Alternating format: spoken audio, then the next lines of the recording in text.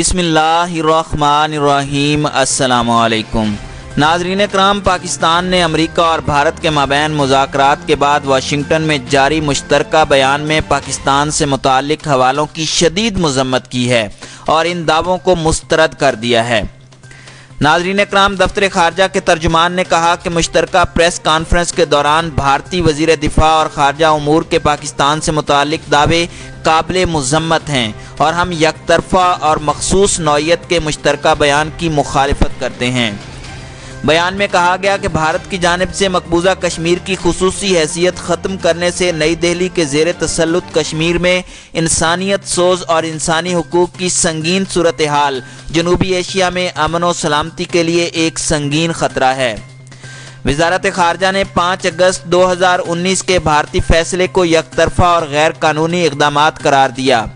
وزارت خارجہ کے مطابق سنگین صورتحال کا ادراک نہ کرنا بین الاقوامی ذمہ داری سے دستبردار ہونے کے مترادف ہے۔ دفتر خارجہ کے مطابق عالمی برادری دہشت گردی کے خلاف جنگ میں پاکستان کی کوششوں، قربانیوں اور کامیابیوں کو تسلیم کرتی ہے۔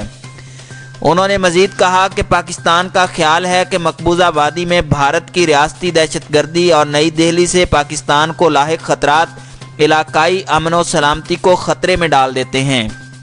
ان کا کہنا تھا کہ امریکہ اور بھارت کے مشترکہ بیان سے متعلق پاکستان نے اپنے خدشات سفارتی چینلز کے ذریعے واشنگٹن کو پہنچا دیے ہیں۔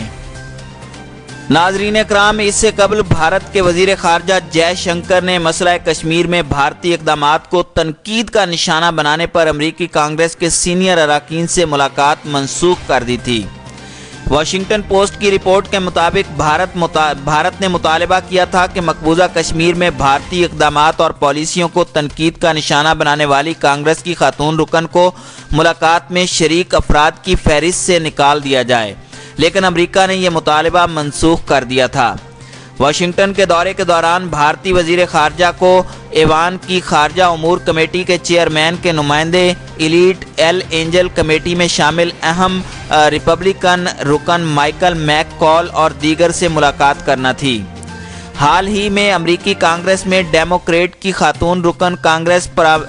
پامیلا جیاپال اور ریپبلکنز کے کانگریس رکن اسٹیو واٹکنز نے قرارداد جمع کراتے ہوئے بھارت سے مطالبہ کیا تھا کہ وہ مقبوضہ کشمیر میں مواصلات پر عائد پابندیاں ختم کرتے ہوئے جلد از جلد وادی کا محاصرہ کر کے تمام شہریوں کو مذہبی آزادی کے ساتھ زندگی گزارنے کا حق دے۔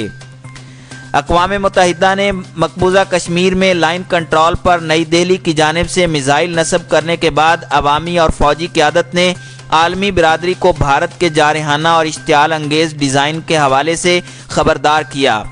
وزیر خارجہ شاہ محمود قریشی نے کہا کہ ہم نے حال ہی میں اقوام متحدہ کو بھارت کی جانب سے مقبوضہ وادی میں line of control per missile launcher نصب کرنے کے اقدام کے حوالے سے خط لکھ کر اپنے تحفظات کا اظہار کیا ہے۔